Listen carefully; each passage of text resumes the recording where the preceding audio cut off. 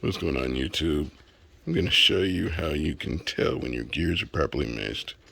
I have the rear bulkhead off my Slash 4x4 Ultimate Edition, and I have the slipper clutch secured in the bearing so I don't have to hold it in place.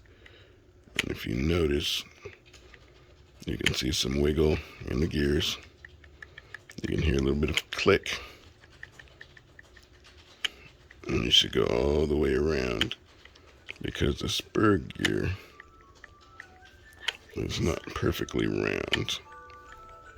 But when you has that and it makes that sound, you pretty much know you're on the money.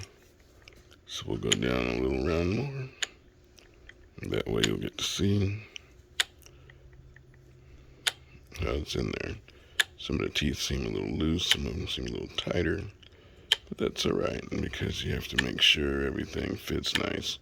If you look though, there's a lot of meat in the gears, so there's plenty of room for them to mash and not strip.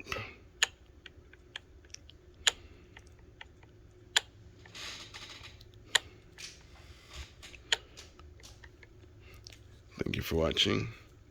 Please subscribe, hit the bell for notifications of new videos, and have a nice evening.